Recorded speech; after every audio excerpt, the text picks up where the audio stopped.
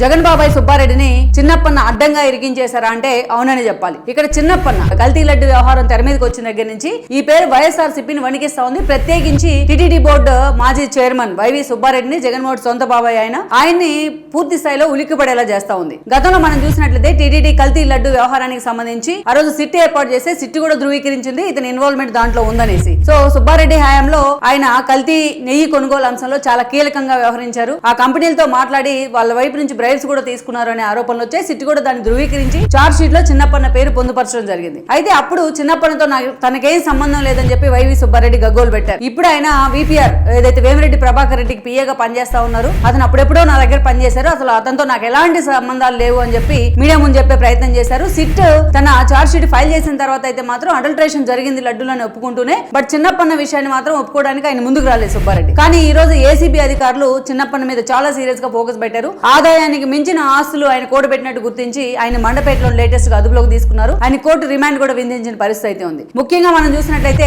చిన్నప్పన్న వైఎస్ఆర్సీపీ అధికారంలోకి వచ్చిన తర్వాత ఢిల్లీలో ఏదైతే ఏపీ భవన్ లో వైసీపీ తరఫున లైజనింగ్ ఆఫీసర్ గా నియమితులయ్యారు. ఆయన జీతం నెలకు 75,000. ఈ రోజు చూస్తే ఏసీబీ మొత్తం ఆయనకున్న ఆస్తులన్నీ లెక్క కడితే దగ్గర 20 కోట్ల ఆస్తులు బయటకు వస్తా ఉన్న పరిస్థితి ఉంది. ఇక్కడ చూసినట్లయితే ప్రత్యేకించి తాడేపల్లి మనం చూసినట్లయితే తగరపవలస వైజాగ్ లో, అదేవిధంగా పరవాడ, అదేవిధంగా రిషికొండ ఇలాంటి కాస్ట్లీ ఏరియాలో కాస్ట్లీ లొకాలిటీస్ లో ఆయనకి భారీ స్థాయిలో స్థలాలు కొన్నట్టు, భారీ స్థాయిలో ఆస్తులు కూడబెట్టినట్టు కూడా పూర్తి స్థాయిలో ఏసీబీ గుర్తించింది. అంతేకాదు భారీ నగదు రూపంలో కూడా ఆయన దగ్గర నిల్వలు ఉన్నాయని కూడా కొన్ని వార్తలు అయితే వస్తా ఉన్నాయి. అండ్ ఇంకో వన్ మోర్ ఏంటంటే ప్రత్యేకించి సుబ్బారెడ్డి వైజాగ్ లో ఆ రోజు వైసీపీ తరఫున ఉత్తరాంధ్ర ప్రతినిధిగా పనిచేశారు విజయసాయిరెడ్డిని తీసేసిన తర్వాత. సో అప్పుడు ఆ హయాంలోనే తన భారీ స్థాయిలో అతని పేరు మీద ఆస్తులు కూడబెట్టినట్టుగా కూడా వార్తలు వస్తా ఉన్నాయి. అంతేకాదు ఇంకొక కీలక అంశం ఏంటంటే తను తాడేపల్లి పరిసర ప్రాంతాల్లో గుంటూరు జిల్లాలో కూడా చాలా విలువైన ల్యాండ్స్ కొన్నట్టుగా కూడా పూర్తి స్థాయిలో డాక్యుమెంట్స్ కూడా అధికారులు గుర్తించడం జరిగింది. అదేవిధంగా వైజాగ్ లో సముద్రం ఒడ్డునే ఉన్న పెబల్ సిటీలో పూర్తి స్థాయిలో ఒక 11 ఫ్లాట్ ని ఆయన బుక్ చేశారు అని చెప్పేసి కూడా చాలా కాస్ట్లీ,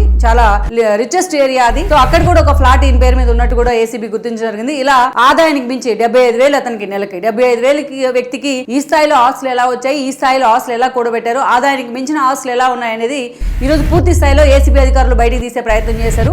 సో ఇక్కడ ముఖ్యంగా చూసినట్లయితే ఈ లెక్కలతోనే ఇప్పటిదాకా నేను కొన్ని మాత్రమే మీకు చెప్పడం జరిగింది. ఈ లెక్కలతోనే అతను సుబ్బారెడ్డికి బినామీ, సుబ్బారెడ్డి అప్పనను అడ్డం పెట్టుకుని ఏ స్థాయిలో ఆస్తులు కూడబెట్టారు అనేది ఈ విషయంతో, ఈ ఒక్క విషయంతోనే ఈ రోజు తేటతలమైన పరిస్థితి ఉంది.